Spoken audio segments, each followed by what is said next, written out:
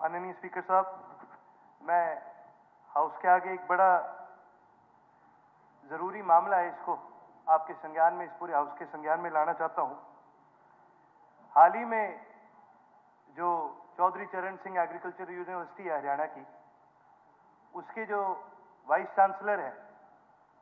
उनको स्वामीनाथन अवार्ड मिला और इसका जो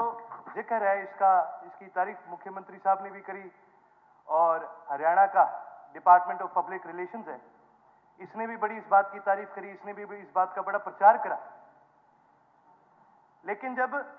पूरी तरह से इसके बारे में अगर कोई पता करे तो एक बड़ी गंभीर चीज सामने आती है कि जो अवार्ड ये जो कोट कर रहे हैं, जो वहां का वाइस चांसलर जो अवार्ड कोट कर रहा है कि उसको मिला है, ये एक फर्जी अवार्ड है जो मात्र 5,000 रुपए में किसी और संस्था से इन्होंने खरीदने का काम करा। आज तक भारत देश के इतिहास में स्वामीनाथन अवार्ड जो है वो कुल मिला के 13 लोगों को मिला है। उन 13 लोगों में से आखिरी जो अवार्ड जो दिया गया था वो 2023 में दिया गया था। तो फिर 2025 में ये नया अवार्ड जो कि इस इंस्टीट्यूशन ने भी नहीं दिया, वो कैसे उसको कोट कर सकते हैं? और आगे से आगे ये ना केवल कोटेशन बल्कि उन्होंने करी, बल्कि हरियाणा सरकार ने भी फिर उनको आगे कोट करने का काम करा। स्पीकर महोदय, मैं तो आपके माध्यम से इस सरकार तक भी ये बात पहुंचाना चाहूंगा कि भाई जो इंसान अपनी क्वालिफिकेशन सच्ची नहीं गिना सकता, जो इंसान को अपनी क्वालिफिकेशन बताने में कोई शर्म है, तो फिर वो आदमी किसी भी पद के लायक नहीं होता। ये जो लक्षण है, इस प्रकार के जो लक्षण होते हैं, जो खुद की तारीफ करने के लक्षण होते हैं, जो खुद को अवार्ड देने के लक्षण होते हैं, कि बहुत ही नार्सिसिस्टिक और आत्ममुग्ध इंसान के लक्षण होते हैं। और ऐसे इंसान को उसके बाद 4 साल के लिए आगे एक्सटेंशन और देना, मेरा यह मानना है ना केवल ये सरकार के लिए, यूनिवर्सिटी के लिए, बल्कि जो लाखों बच्चे वहां से पढ़ करके जाते हैं उनके लिए भी एक बड़ी गलत मैसेज देने का काम है। जो इंसान क्वालिफाइड ना हो, उस इंसान को किसी पद पर रह करके आगे बढ़ने का मेरा यह मानना है हक नहीं होना चाहिए। ऐसे इंसान के ऊपर कार्रवाई भी होनी चाहिए, ऐसे इंसान को बर्खास्त भी करना चाहिए। मैं स्पीकर महोदय, मैं कोट करना चाहूंगा इसका जो उन्होंने अपनी तरफ से अवार्ड बताया है। इन्होंने बताया है एग्रीमीट फाउंडेशन संस्था, जबकि ऐसी कोई संस्था नहीं है जो इस प्रकार का कोई अवार्ड देती भी है। हरियाणा सरकार और भारत सरकार दोनों के द्वारा जो मानी गई संस्था है वो है कृषि विज्ञान उन्नति ट्रस्ट, जो कि दिल्ली में है, और ये मानी गई ट्रस्ट है, भारत सरकार द्वारा रजिस्टर्ड भी है और भारत सरकार इसके दिए हुए अवार्ड्स को मानती भी है। इसी प्रकार से ये केवल एचएयू का एक मैटर नहीं है,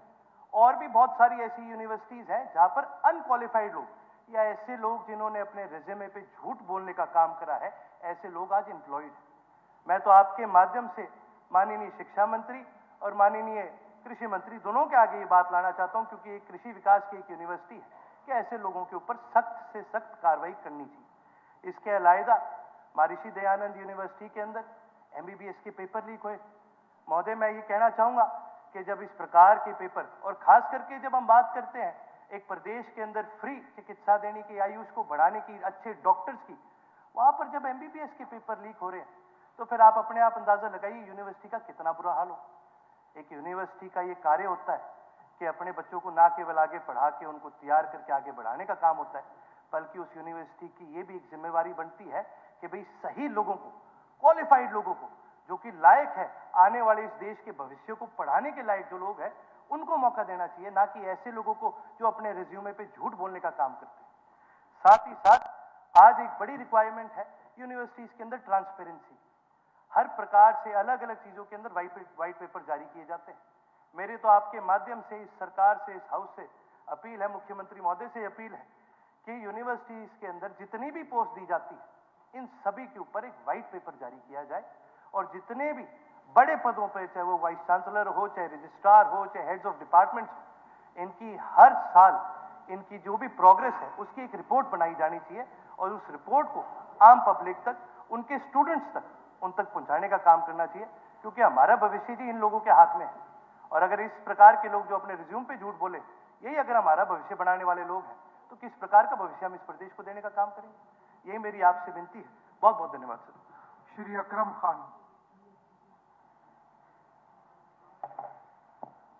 बहुत शुक्रिया स्पीकर सर। स्पीकर सर, मैं आज जो ज़ीरो आवर में आपने बोलने का मौका दिया है, मैं पर्यावरण के ऊपर बोलना चाहूँगा, एनवायरनमेंट के ऊपर, कि आज जहाँ शहरों में तरक्की हो रही है और तरक्की की वजह से हमारा ट्रैफिक भी बढ़ रहा है, सारी चीज़ों में फ़र्क पड़ रहा है, और जो हालात आप दिल्ली में देख रहे हैं, चाहे वो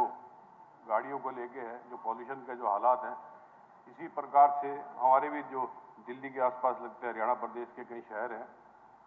जिनमें ये दिक्कत का सामना